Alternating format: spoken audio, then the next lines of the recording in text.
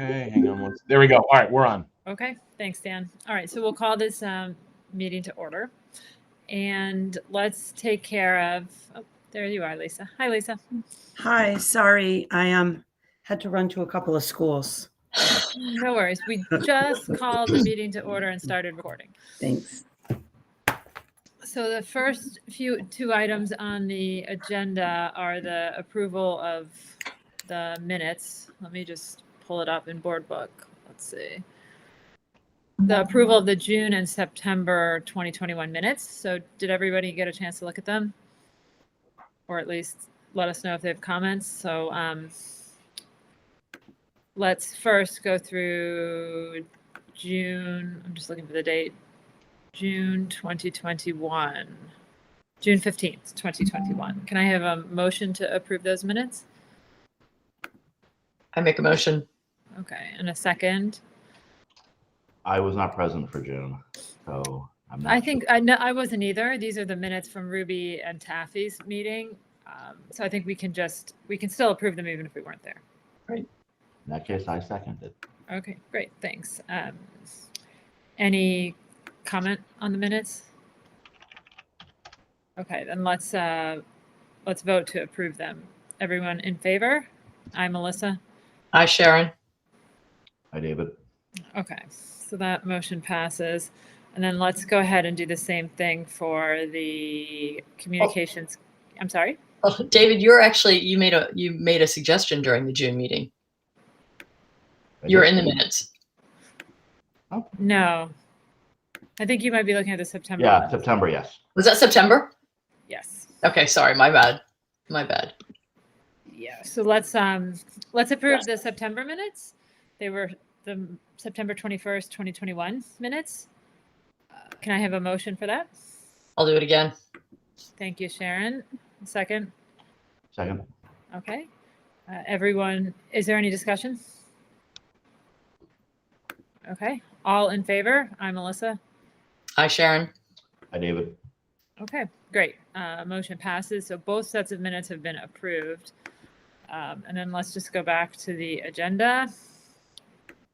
We have 3 things on it: the WPS website update, the social media update, and the Board of Education communications. So I'll turn it over to Dan for WPS website update. Yep. All right. So I just wanted to share a little bit about our website. These are some insights onto our website. So our website is getting good traffic. You can see, in the past 30 days, we've had 19,230 sessions. So a session is one person accessing multiple portions of the website. So out of the 20,000 sessions, we've had 40,000 page views, average duration 1 minute 36 seconds, which is pretty good. It means they're getting to the website, they're getting to the page they need to get to, they're reading the information, and they're moving on. You can see the dips on the weekends, and then you can see the jumps on the weekdays. Bounce rate? I don't know what the bounce rate is. To be completely honest with you, I have no idea. I'm going to have to get back to you on what the bounce rate is. Okay. 38% are new, 62% are returning. We have a pretty high percentage of people accessing the website from desktop. Yeah. We do have a good percentage, 34% from mobile. We do have, obviously, the majority of our hits are from the United States. However, we do have others: Canada, Ireland, Philippines, Singapore, Bangladesh, China, India, Netherlands, and Germany. Huh. Top 10 referrals. So these are the sites that you get links to. You click on the link, and then it takes you to our website. So the top 2 are 2 of our internal servers. And then Google Classroom, the teacher is most likely posting links to the web page for some of their work. Facebook and Instagram is getting some good referrals, and then EdSite. So I know Tony mentioned EdSite yesterday. EdSite's the public-facing data section of the state, and when you look up a district for information, it does have a link directly to their website. So you do see we have 28 hits from there. Nice little feature is the majority of our hits are for the homepage. 13,376 of our hits are for directly to the homepage, and then it splits down to Weston High School and the district calendar, as well as the district page, and then the COVID-19 resources and updates. Hits being, again, is this hit being individuals or file requests? Individuals. Okay. No file requests, just individuals visiting that page. Okay. And just Dan, so I can tell you what bounce rate is. Yes. Dave get from Google. So bounce rate has sort of this. It's got a misnomer. Essentially bounce rate simply means that somebody went to a web page and never went to a second link or second page within the site. So Okay. One could argue they got exactly what they wanted directly from the hit, but more often than not, it's that they went to the home page and then they went elsewhere. Okay. Makes sense. Gotcha. Gotcha. Okay. So one other thing on the website I wanted to show, and it was mentioned yesterday on the COVID-19 section of the webpage. What I had been doing previously was a COVID-19 trends graph, and it was requested to do individual trends graphs for each building, which does give good insight for information. So this was the original one. So if I click on that, hang on, there we go. This is the overall district graph. So blue is students with positive confirmed cases. Red is staff with positive confirmed cases. Yellow, students in quarantine. Green is students in quarantine. We try to do it day by day, skipping the weekends. So basically any day that there is an entry into that district COVID dashboard that is updated daily, I put into here. So you can see currently, or as of 10/14, these are the latest numbers. So you can see the rise and fall. It was a nice little piece last year. So you could really see the trends. You could see the jumps around the holidays and the winter. You can see the downward spiral towards the springtime. But I do feel that, go back here. Hang on. Tab. Okay, back here. Okay. So when you do look at the individual school trends, you do see that it does kind of tell where our issues are located by buildings. You can see the high school has been almost nil. And I won't bore you by going to all of these, but you can see where you end up with, I don't know, you want to call them hotspots or not. Yes. But this is a nice little feature. So spread the good word if you like, to let people know that they are more than welcome to take a look at these. I do try to update these once a week, and it does involve me going into the history of the COVID-19 dashboard and doing it. So it isn't exactly easy, but it isn't exactly insanely cumbersome either. Got it. Any questions about that? Nope. No. All right. So that's it on the website. We're continuously doing updates and making sure that we are updating any of our older pages. Been working with staff to teach them how to fix the menu options and stuff like that. So we're making good progress, and the feedback has been pretty good on the webpage so far. I do have a question, just really quickly. It's a procedural question, and I should know the answer, but forgive me, and see if you can refresh my recollection. Dan, so the nursing supervisor and the nurses update the dashboard. And when I asked you if you could do the graphs, and we talked a little bit about this, you or someone has to go in manually and enter the data to make the graph, right? Correct. That's me. And I had said last night that that would be done on a weekly basis. Yep. Right. Okay. Yep. So, and we're going to try to transfer that to a support person, correct, to be able to do that. Because my concern, and I just kind of want to mention it for the communications committee to hear, is that Dan wears many hats, and the the tasks I really need him to focus on, to be very specific, are the data analytics regarding instruction and curriculum and instruction. And I'm concerned. I don't want you to be overburdened with a lot of this kind of these other tasks, if you will. So maybe we can talk offline about who will be able to take that over for you, so you don't have to worry about updating graphs every week and when we need other things from you. Okay. Thank you. You got it. Understood. So next is Instagram. Just wanted to give everyone a heads up. We have 804 followers. So that's probably an increase of close to 300 followers since the beginning of the year. We're getting some really amazing feedback with the amount of posts and positive, good vibe posts that we are putting on the website, on Instagram. So I just wanted to commend the administration for working together. You know, Lisa had asked the administration to do 2 posts a week, and they're really sticking with that. And it's nice to see, you know, in a world of negativity, using Instagram for the positive stuff and the good things that are happening in here. It's nice to see that we're getting the followers, and we're getting a lot of people who are very interested and react very well to these posts. I will say it's the best part of our day. Yeah, for sure. You know, got to get my 2 pictures in. I didn't take any this morning. Oh God. And I will say Lisa's really taken the charge with that. I mean, she's incredible with figuring out and finding photo opportunities. So thank you, Lisa, for really. Oh, please, it's a pleasure. Like I said, it's the best part of my day. Yeah, I think they're great. I enjoy looking at it, and I'm not Me really too. a social media person, so I think it's great. And I will say, we have not had much trolling on our page. We had one a couple of weeks ago that I was able to quickly remove before anybody saw it. So that's also a good thing, because the more of a social media presence you have as a public entity, the higher likely you have people negatively interacting. And I will say, you know, 99.9999% of the interactions have been positive. So that's a great thing. Great.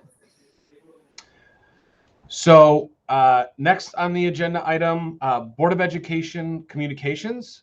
I wanted to follow up on last night, discussion of live public comment. And I wanted to kind of talk through what some of my initial thoughts are to help make this process as seamless as possible, while also not, I don't want the public to feel constricted, right? Because, you know, the feedback has definitely been they feel constricted. So, and I just want you to understand, I don't want to be a thorn or a brick wall. I just want to cover all of our bases from our side to make sure we're protected.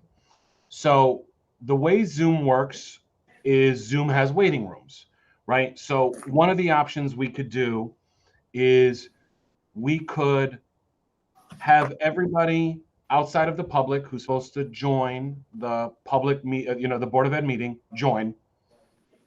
And then I would make each of you a co-host. So follow my lead. This is the reason why. Once I would make everybody a co-host, Zoom has a mute all function, and then disabling people's ability to unmute themselves unless they are a co-host. So that way we'd all be co-hosts, so you can mute and unmute yourselves as needed. And then I could bring in the public into the meeting. And so one of the questions is timing. When would we do this? I could put them in a waiting room and then discuss things with them, or not, just have them in the meeting before we start streaming, explain to them the ground rules.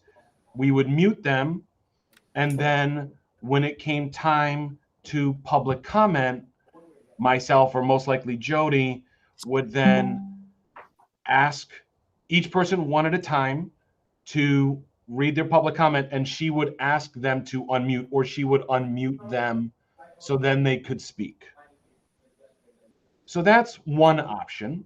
And we would post the Zoom link on our calendar that we normally do that also includes the link to the YouTube stream and the agenda. One of the things that we would say is basically, we only ask for folks who want to have public comment join the meeting. If you just want to watch the meeting, please watch via the YouTube stream. Because I do want to make that clear to everybody, because again, we only have a 300-person limit for Zoom meetings. So we try to make it clear, you only join the Zoom meeting if you want to participate in public comment. If you just want to watch it, please use the YouTube channel. I would explain that to all the folks who have joined for public comment. And then when public comment portion was over, they would drop off. Or if they didn't, I would remove them and then lock the meeting. So nobody else, now, although we do have that waiting room, I would lock the meeting from there on out. And so that nobody could, enter the waiting room or try to join the meeting a second time. So we can either post that Zoom link with clear guidelines. I would think, Lisa, we would probably want to put out a swift reach email to the public, post it on our website, most likely, and on our social media page, so people could see that this is our new change with the link to the Zoom meeting. That's one option. And the link to the YouTube as well, the YouTube channel as well. Exactly. Link to the YouTube, basically saying if you just want to passively watch it, please watch it via this link. If you want to join for public comment, here's the Zoom link. I would put like some kind of ground rule, like I do ask that you include your actual name in your Zoom profile, because people do have the ability to change their display name. I wouldn't let anybody into the meeting unless it was a name. I mean, they could lie. And also, we ask that only Weston residents join the Zoom meeting, because non-Weston residents cannot participate in public comment. The other option, in terms of providing the link, so Fairfield does this, and I'm on the fence about it. Fairfield actually just puts out a Google form that says, hey, if you want to participate in public comment, please fill out this form at any point in time before the meeting, and then we will email you the Zoom link to join the meeting. Excuse me. So instead of publicly advertising the Zoom link, they would only provide it for people who have filled out the Google form. So my question is, do you feel that that's too restrictive and that the public would say you're making us jump through too many hoops to join the meeting? Yes. Yes. I agree. I think maybe what we do is we do what you had originally suggested. If we run into problems with people being disruptive or saying things, like jumping in and Zoom bombing us or whatever from these waiting rooms, then we have to go to the forum. But I think initially trying to keep it open is probably the best approach. Yeah. Yeah, I think that's right. I mean, there's nobody attending this meeting that would have any tolerance for Zoom bombing. I mean, we have our student representatives that are on this call. We have students at the high school that routinely listen into our meetings. Like, there is I don't think anybody would tolerate that and would understand if we needed to shut down the meeting or change our process because of something like that happening. Right. I also think that we're a small town, and I think we trust our community to be able to manage this. I think we should try it probably the first way and see how it goes. If it's administratively challenging for anybody or it's not working out, we can revise. We have to start somewhere anyway. Dan, a couple questions. So if people are in a waiting room, yep, are they still able to listen to the Zoom meeting? So see, that's the thing. So that's why I was on the fence about using the waiting room in general. They can't watch the meeting. Right. They can watch it via YouTube. Right. But there's a delay. So There's it a does 20-second not work. delay. Right. So the other option is to just, I let all of us in first, we get prepped, and then we let everybody in. Now, that's the question. If we get rid of the waiting room, when do I let the public in? Do I let them in before the meeting starts? And then they're part of the process of, okay, everybody, we're going to start streaming. There's a 20-second delay, the thing that I normally do, or do I let them in after the meeting has started? I think once you hit record. Yeah, once you hit record, that's when we start with the Pledge of Allegiance and all that. Let them in for all of that, just as if that's my pull. They don't need to hear us all having technical problems or microphone not working or dog barking. I think once we hit record, I think it's probably a good start. So then the only thing that needs to happen after we hit record and we let everybody in is for myself or Tony or Lisa to go over the ground rules with them live. Yeah. You know, we ask that you stay muted. We ask that you do not change your virtual background. That's the major course. So that's what happened in Brookfield, Connecticut in the beginning of the pandemic. That was their Zoom bombing, is somebody changed their virtual background to porn. So that was the Zoom bomb. So I have to see if, I don't know if Zoom disallows the changing of backgrounds. I have to see that, but I'm okay with just going over the ground rules while the meeting is started. Please stay muted. Please do not change your virtual background. Please do not change your name. Make sure your display name is your name. When you begin public comment, please state your name and your address. And you will have, is it 2 minutes or 3 minutes for public comment? 3. It's 3 minutes. So then we would also need somebody to start the timer. I'd assume, Lisa, it would be Jody. Yeah, it would be Jody. And just for point of clarification, it would be Tony that would discuss the rules. Right. Go through everything. Yeah. And we do have the ability. So if someone does, not comply with one of the rules, Dan, I'm assuming you would have the ability to kick them out, correct? Yeah. And actually myself and Jody, but be aware that because I have to make all of you co-hosts too, you also have the ability to kick them. So be careful with clicking because you may accidentally boot somebody without meaning to. That's far more power than I'm used to.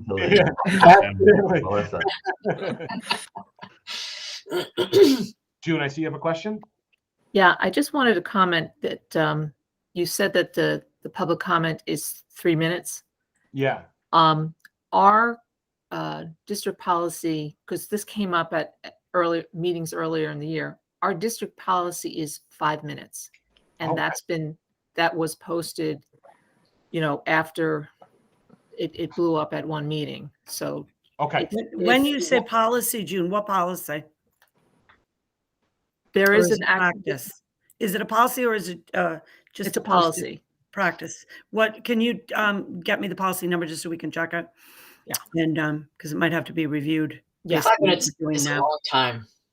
And that it is, and that's why I brought it up. It's if you'll get pushback if you say it's limited to 3 minutes when back in May we said it is 5.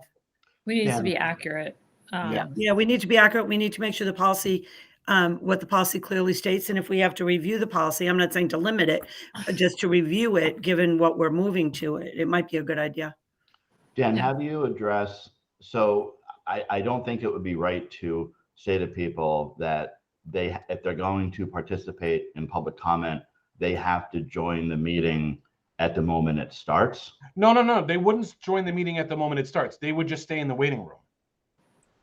I thought we're going to not use the waiting room because if they're in the waiting room, they can't. So here's a scenario.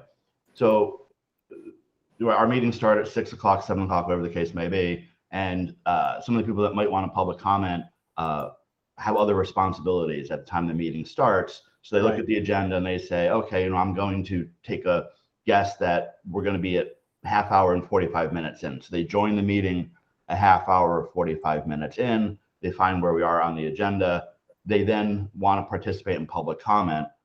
Yeah. I would expect they should be able to do that by raising their hand. I don't think it's appropriate for us to have an expectation that there's a window. We're essentially, we're back to that 10-minute.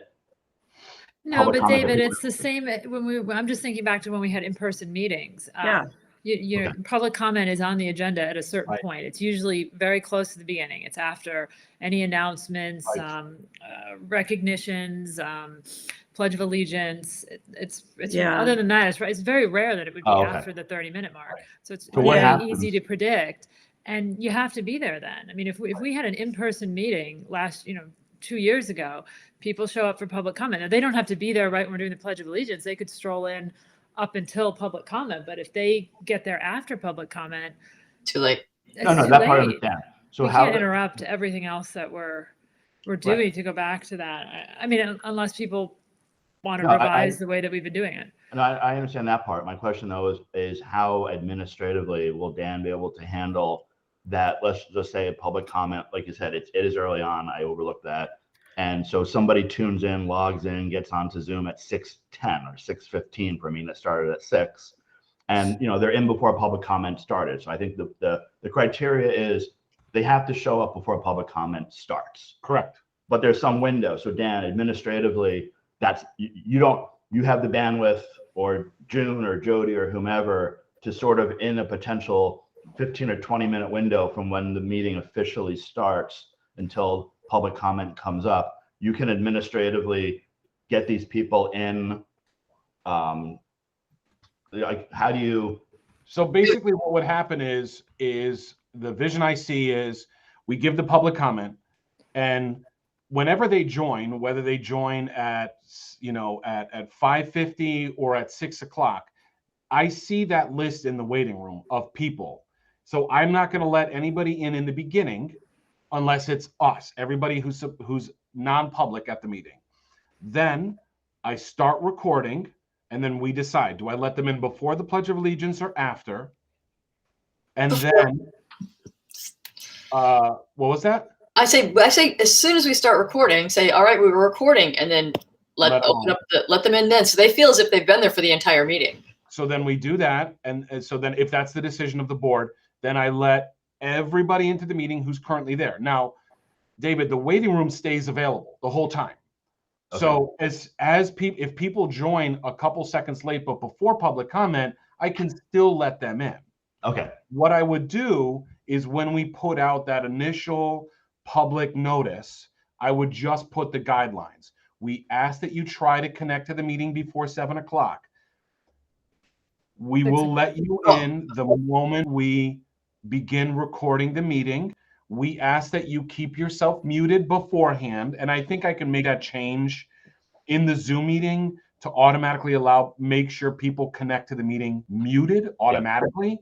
Because I feel like what happens, because the other thing I'm thinking of is, let's say they connect at 6:55, right? They're going to be in the waiting room. So now it's 6:57, like, oh, I got to go get a drink of water. I got to go to the bathroom. And then they run away, and I let them in. They kind of, how it gets stuck to like select your audio and stuff like that. And then people are like, oh my God, and they click. And a lot of meetings we've had, and I'm sure we've all had this, whoever's had the virtual meetings, they join the meeting and they're like in mid-conversation with somebody in the room. And you're like, all right, Johnny, John, mute yourself. So we have them come in muted. We go over the ground rules during the meeting to say, this is what we're going to do. Please stay muted. Please don't change your virtual background. Please make sure it's your name. When we will call you to speak for public comment. We will initiate you. We will ask for you to unmute, because I forgot Zoom can't unmute people. But what Zoom does is it will ask that person to unmute. So we will ask you to unmute. You will then unmute. You will say your public comment, and then you will mute yourself again. And then we will go down the list, and then we will say, okay, public comment is over. I would ask that people from the public please leave this meeting and continue watching the meeting from our YouTube live stream. Dan, Now- can I ask? Yeah, go ahead. Once they're admitted into the meeting, are they, I guess for all of us attending the meeting, like I like to watch on my screen whoever's speaking. Like if Julie's speaking about Portrait of a Graduate, I'm watching her, and maybe I'm watching some of the other faces that are up to see, you know, what Lisa's reaction is or what your reaction is if it's something about technology. Are all of these people going to have, you know, faces on our screen as well, or are they going to be like on a side? Nope, they're going to be like regular participants, so they'll be like us. Okay. One of the options, so like another thing that Fairfield does is they use what's called the Zoom webinar feature, but we don't own that. And I've tried getting the Zoom webinar feature from Zoom for a freaking year, and they have never gotten back to me because I was like, oh, we could do that. And then we would elevate somebody from the webinar as a panelist, and then we would see their face. But I think in this situation, they're just going to be in the meeting as So a if we have guest. 20 people making a public comment, I'm going to see you, Sharon, David, Lisa, and myself, and these 20 people all equally. Well, Nice. what you'll see is, so there's a grid view in that's based on the Zoom clients that Yeah. you're using. You may have to scroll a couple of Yeah. pages. I think Zoom has a max, I think, of 16 boxes per page. So you'll notice when you're in a larger Zoom meeting, there's going to be an arrow, a right arrow at the edge Yeah. of the screen where you can scroll to the other people. The way it will work on the YouTube page, on the live stream, is it will always spotlight the person speaking. Yes. You can just spotlight the person speaking in Zoom too. Right.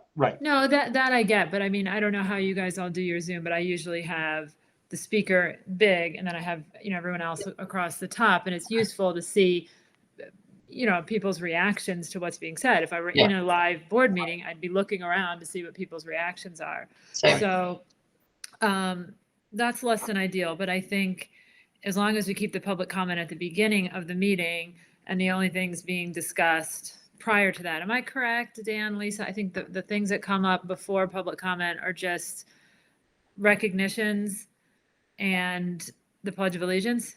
Is there anything? Exactly. So that's Now, fine. can I ask the question? Do you think is it possible, and do you think it would be a good idea to move public comment to always be first before recognitions? Do you think that that's a good idea? That way we get the people in and they're out. How long I does will say recognition one thing. take? I will say one thing. It's kind of nice to have the recognitions because Yeah. it's a positive way to start the meeting. Okay. Yeah. And in times of contentious times, and I don't know, Melissa, how many you remember, but I think of things where, okay, we're in this is sort of a scenario. You're in the middle school, you're there. At this point, I wasn't at the table. I was right in the front in the audience. And it's something about, I don't know, pick anything, the football coach or whatever. You have the recognition. And so you have little, you know, kids get out, they get their certificate, everybody's all happy. That's usually very short. Then the public comment starts, and you have, you know, in these incidences where there's been different scenarios of different people, especially passionate issues, you could get, you know, 10 people, whatever, and people clapping. You know, I can only imagine on Zoom, you know, the reaction, and people are speaking very passionately about it. And it goes on and on and on and on. Then it stops. Then we go to the regular meeting. Everybody, all those people get up and they walk out. Yeah. That's sort of visually how it happens. Dan, would it be possible That's just true. to put in the public comment piece that when public comment closes, everyone who wants to continue to transition to YouTube, and we kick them, only because Melissa's 100% right. When we are meeting like last night, the ability for me to see the 11 or 12 faces and the reactions is so beneficial. And if I am trying to find Melissa or your face or Lisa's face in a group of potentially 25, 30, or 40, we're less effective. So we're not disenfranchising people. Maybe at most what we do is when public comment closes, we take a 30-second break or a 15-second break to sync up the YouTube delay. And we simply say, when public comment is over, we ask everyone who wants to continue, we invite, you know, I think it's all about wording, right? We invite all the participants to stay with us, but transition over to YouTube. and then we take a 15-second break, and you can do your countdown, Dan, and say, we're back. Okay.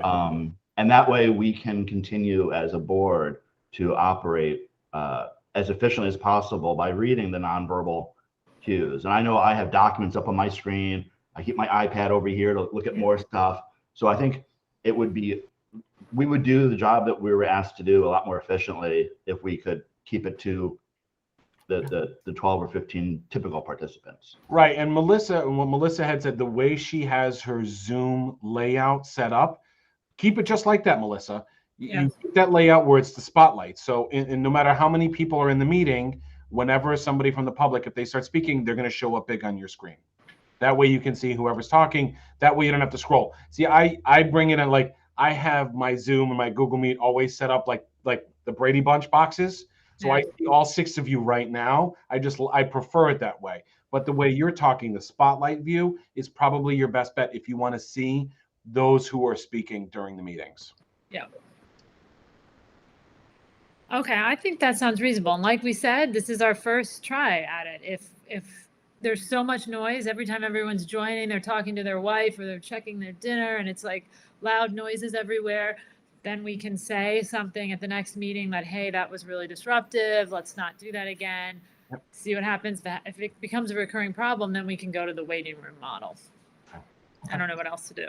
Well, hold on. I thought that so they're going to go into a waiting room period in this one initially, Well, this one is and then I'll come in. Yeah, before the meeting starts, they're in a waiting room. But they will come in. They're all going to come in muted, though.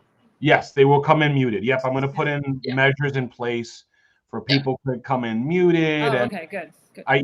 There is a way to do that.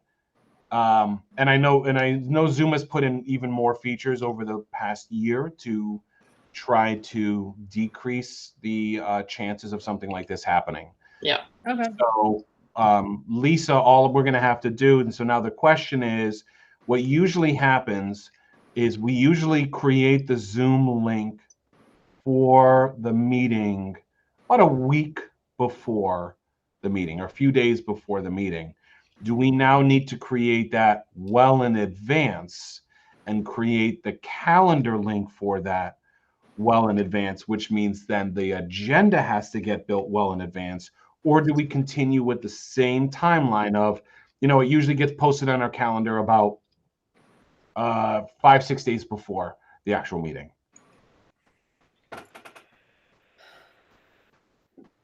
Because I feel if we want to do it a month before, then that means we're now agenda building way before the meeting.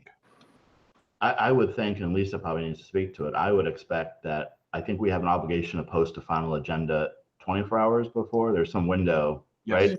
So that's when the Zoom link gets posted as well. Okay. Unless Lisa says otherwise. As hard as we try, and this is all new to me, I love the Fridays before the board meeting here at Central Office. I think it would be unrealistic to alter the timeline. I'm already looking at, I was looking at what's the next meeting going to be. We keep trying to build out ahead, and it's just, there's certain limitations to it that I think that's reasonable, sticking with the same timeline. Things get accidentally omitted or they're not included. We want to be able to get them back on the agenda with as much notice to the public as possible, but within our statutory requirements. Okay. I think that makes sense. Okay. So I think that's it from my perspective. I think I'll start writing up some guidelines and everything, and then as we get closer to next month's board meeting, we'll put out more of an official statement to the public saying that we will allow live public comment now. Here are the guidelines. Here are the expectations. Here's how you're going to find the link to the Zoom meeting and all that good stuff. Are we going to communicate that in a blast to all the parents with just that issue, or is it going as part of some other communication, or are we sending it to the PTOs? That should be something separate. I would recommend that that's something completely separate. Okay. Just that way, it's like because this is a big change. Yeah. Public. So and maybe send it to the 4 PTO presidents, because they do those newsletters that go out, and I think it's just a second way of reaching people. they could put that in there. And Dan, also on the Instagram. Sorry. Yeah, it's gonna go on Instagram. I'll put it on Facebook, and I'll put it as a banner on our webpage too. Great. And Dan, the only thing I was going to add was whatever you send out, just really carefully wordsmith it. I think what we want to make sure is that this is something that we're inviting people.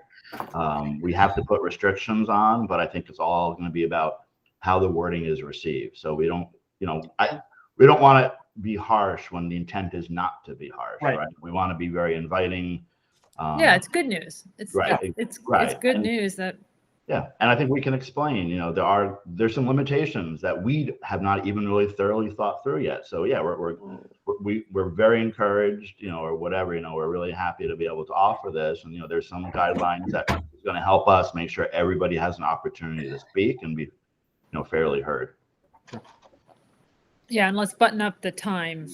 Let's figure out, what that comment period is. Yes, Is it 3 minutes yeah, or the 5 minutes? I don't remember 5 minutes, but I don't know. 5 minutes. I don't either. And I wonder what policy it would be even under. Yeah. I can't think of it, but let's see what it is. I mean, then we'll know. We need to be correct in what we put forward to the public. Is there any possibility that we could bring that to 3 minutes? That's okay. Looks like we're paying too much in heat in central office. Bring I'm that heat losing down. my blazer. I'm sorry. Last night I was roasting in that blazer. I can't take it anymore. I was freezing here. Dana wouldn't let me turn the heat on. I finally turned it on. Well, the heat's not on. It's trick or treat. Turn on the heat. That's what the maintenance people told me. I said, don't turn it on. I'm hot all the time. Leave it alone. It's funny, Lisa, you say that, and meanwhile it's 62 degrees in my office right now. I have when I first started here, my predecessor left me 2 space heaters, and I'm like, why do you need 2 space heaters? And now don't tell me that. Those are illegal. Don't tell me that. Don't tell John Picorni that. I have no idea. I did not say that. Nope, my husband's a fireman. First thing he said to me last night when I said I'm turning the heat on, he said, "Put on a jacket." I said, "The parka looks funny on the Zoom, honey. It's only October. Turn the heat on." He's like, "If you can't see your breath, leave it off." That's funny. All right. So I thought, is there any possibility that getting back to the 5 minute time frame, do we know why it was made 5 minutes? Because I just think that seems like an awfully long time for public comment. Yeah. Is there any possibility that we can change that, or do we have to wait until we get back to a full board meeting to make that change? How can we go about it? It depends on whether it's a policy or if it's just our practice. I thought it was our practice, but I'm not certain. So, I mean, if it's our practice, I think we can make it whatever we want. We just want it to be fair and communicated and a good balance, right? We don't want anyone to feel like they can't speak everything that they want to say, but at the same time, we need to make room for all the people that want to speak, because it's very easy to say, oh, well, this is just a meeting where we only have 1 or 2 comments, but there will be a meeting where something comes up that 30 people want to speak, and we need to have the same rules applied fairly to everybody at every meeting. If the governor's mask exemption gets pulled in February, that's a meeting where we're probably going to have a lot of comments, and we need to make sure that we have time for everybody to speak. Sure. So let's just figure it out. If it gets pulled, we will be happy to follow the governor's rules. I mean, I feel terrible, and I was so happy that you kept reiterating, this is the governor. It's not Lisa Wolak. Yeah. Yeah. So let's just see what it is. We've certainly been operating under 3 minutes for the last year or 2, at least, I feel like. So let's figure out what it is and how to proceed. Yeah. 5 minutes is just a long time. I think that even as a listener, 5 minutes is a long time, and you start to kind of zone out a little bit. So I don't even know how effective 5 minutes would be for someone trying to get their point across. Yeah. Yeah, so. I tend to agree, but we'll see. Okay. Anything else? That's it for me. Item I had, the last thing I just wanted to say is, David David has has something. David, did you? I couldn't hear you. David? Yeah. Did you have something, David? Yeah. Just where are we at with the potential for proactively sending out the notifications for Board of Ed meetings and for committee meetings. I think last time we spoke, it was the feeling was Swift Reach wasn't the right place. Now Swift Reach is what the town uses, right? No, Swift That's Reach cool. is built into PowerSchool, and that's our rapid notification system. So that's how we send emails out to all families, so it's built right into our student information system. So that's why, I'm not comfortable sending it out through there because we don't want to overly inundate people. Please don't take offense to that. But when you have the schools that send out Swift Reach messages for things like back to school night, or the district sends out Swift Reach messages, so we would, and it's not a targeted marketing tool, which is, I think, something, David, this sounds like something like a targeted marketing product would probably. Yeah, no, it's definitely, I think, right. I think that there's, if you build it, do they show? People claim if you build it, they will show. Who knows? But the feedback I've gotten is that we had no idea there was a Board of Ed meeting tonight. We had no idea there was a committee meeting tonight.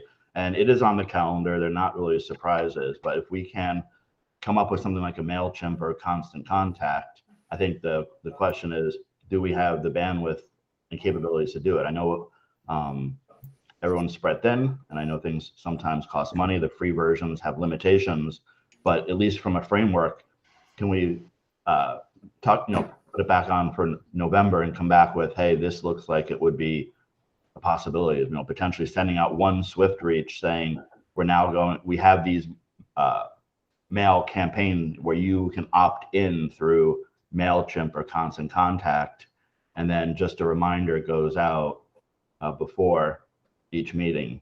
The only problem with Swift Reach on this, excuse me, I'm going to pop in here for a second, is that's only going to the school community. It's not going to the community at large. So there are people who will want to be notified that Swift Reach will not get to. So I think if we're going to do something, we might want to look at what the town does now with, like, for example, Samantha sends out her weekly kind of roundup kind of thing. We could either do that for people who have opted in the town, or we could do a combination of announcements, for example, in social media, and perhaps like on Weston Today.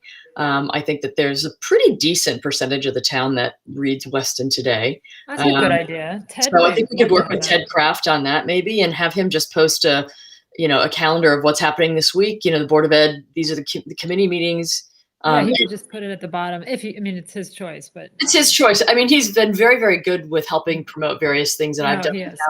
So maybe, we could get him to direct. And basically, what it would do is it would just go down to the page that you've set up on the calendar that shows the Board of Ed meetings and the subcommittee meetings and things like that, so they could just link to it. I mean, we can only do so much. The other comment I had last time, and I don't know if it's happened, but I'll reiterate it too. I think we need to send the PTOs, the 4 PTO presidents, not just the board meetings, but the committee meetings for the month, because I know at least in the middle school newsletter, it comes in, it says, next Board of Ed meeting is, Monday, October 18th. And it could say curriculum meeting is this, policy meeting is this.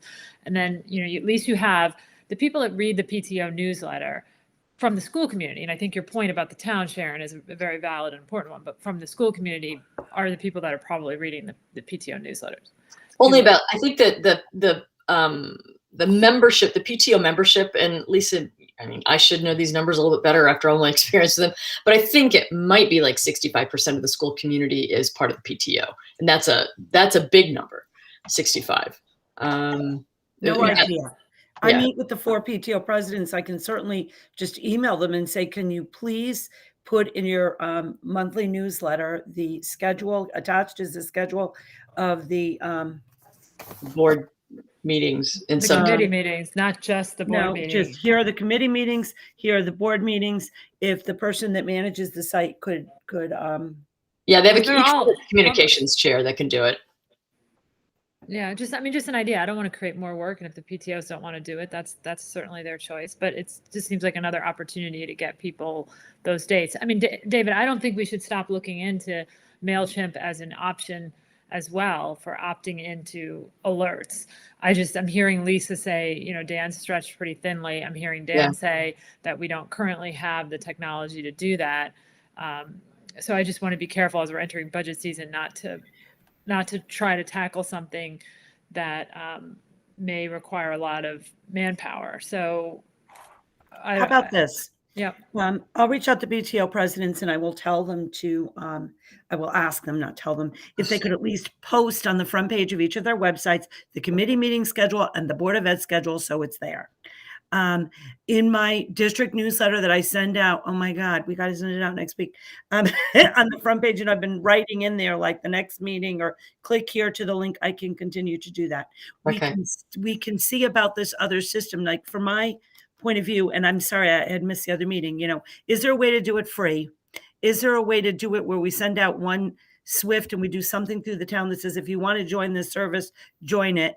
And then is there a way that whatever that service is with the updates can be managed outside of Dan DeVito's office, to be blunt? I don't know who would do it. Then that would be doable. In the meantime, I think that we can do the other things, post the schedules, reference the meeting, all of that. Let's not forget Ted Kraft. I'll reach out to Ted. I can reach out to Ted. Yeah, that's right. Putting it on there. I mean, it's a shame that, here's another thought. Maybe I'm getting a little bit crazy, but so you have these town websites, right? Moms of Weston, different things like that. You have these PTO people that are communications liaisons. Why aren't they posting it on there? Yeah. Like if volunteers could post it, say, all right, here's the upcoming, meetings for the month of November. I think that's Catherine Revson for Moms of Weston. I think she's the one who runs that site. And one of the things I can do is I can also post it on our district Facebook page. There's a document right there that says, here's November's meeting schedule. I can post that on our Facebook page, as well as one of the features on our website. If you go on the main page of our website, there's a button right there that says subscribe to the WPS district calendar. So then people can sub to the calendar, and that will actually show up on their phones for the people who are interested. Are we going to? That sounds good. So that may be and that button to subscribe, I built that in there. Okay. Almost a year ago. You know what I'll do in my superintendent update for November or October rather, I will put in the very first comment, here is the link to subscribe to blah, blah, blah. In, the Board of Ed and the superintendent have a goal in, the whole communication thing. We encourage all families to subscribe to this, click here. I think if we begin with that, that would be a real positive thing. I think that it's not going to be one answer because, people will get emails like, oh, I can't watch this tonight, or, oh, I can't do this tonight. But to just keep the continual thing of saying these meetings are posted, they're on here. Like I know that the subcommittee meetings, it's frustrating for people that work because they're during the day. Right. They can always now watch them. Thank goodness we're videotaping them. This is an improvement. Because you can go back, you can watch it. Then you can say, all right, these are my questions. I can formulate a question for public comment. I can reach out and ask someone specifically about this. We have communication protocols. Like when someone said to me, oh, who do I call? Well, listen, I'm happy to answer your question.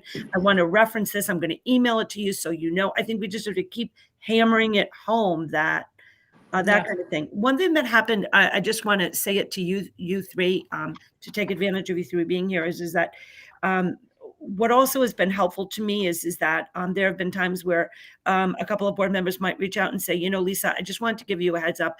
I know we're talking about COVID, for example, tonight, and I'm hearing a couple of these things. That was really helpful because then I can ensure that those comments are worked into my presentation. So if you ever, if somebody hears something or says, and we talk a lot, but knowing that was really helpful yesterday. Like it was actually Bernadette that said, there are people that are wondering how you determine what is being communicated. Can you please explain that in your report? And I thought, okay, and I added that in. So that's helpful as well. Because the more proactive we can be in providing answers, I think the better off we are. I think that sounds great. Great. All right. Well, I think we've accomplished a lot. The last thing I want to just say in parting before we conclude the meeting is just, I've kind of helped out with chairing this committee just because we don't have a chair of it for know where this is going. So Uh-oh. just committee members, keep in mind, I think after the election, Tony will be reworking all the committees.